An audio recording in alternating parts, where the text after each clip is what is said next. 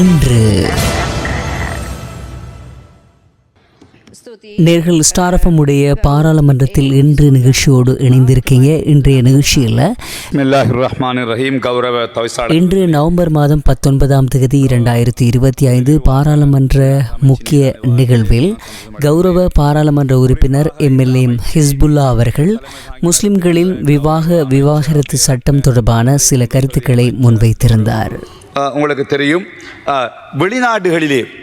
வெளிநாட்டிலே வாழுகின்ற வெளிநாட்டு பிரஜைகளாக இருக்கின்ற இலங்கை முஸ்லிம்கள் வெளிநாடுகளில் இருக்கின்றவர்கள் இலங்கையில் இருக்கின்ற முஸ்லிம்களை திருமணம் முடிப்பதிலே ஒரு பெரிய பிரச்சனை இருக்கிறது.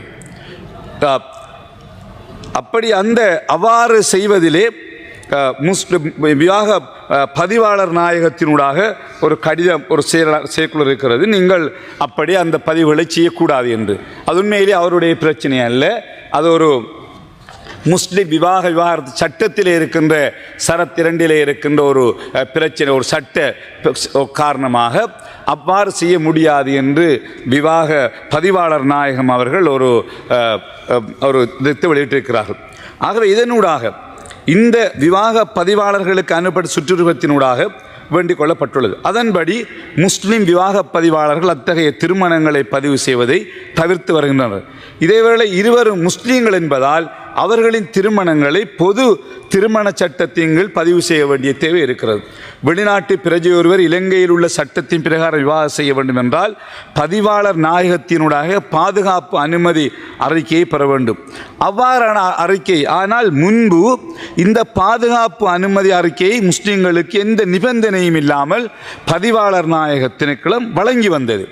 ஆனால் அண்மை காலமாக தற்போது பாதுகாப்பு அனுமதி அறிக்கையை வழங்குவதாக இருந்தால் ஒரு முஸ்லிம் தான் ஒரு முஸ்லிம் இல்லை என்று ஒரு எஃபிடேவிட் வழங்க வேண்டும் என்று இப்பொழுது சொல்லுகிறார்கள். ஆகவே ஏனென்றால் இது மார்க்கத்தில் ஒரு முக்கியமான பிரச்சனை. இஸ்லாமிய மார்க்கத்திலே ஒருவர் நிக்காஹ் செய்வதாக இருந்தால், திருமணம் செய்வதாக இருந்தால் அவர் மகர் கொடுக்க வேண்டும். முதலாவது சட்டம். அவருக்கு ஒரு வழி இருந்தவருக்கு அதை செய்து முடிக்க வேண்டும். இது இரண்டுமே பொது திருமணத்தில் இல்லை. ஆகவே மார்க்கத்தினுடைய 2 கட்டளைகளையும் அவர் செய்ய முடியாத ஒரு நிலையிலே இருக்கிறார்.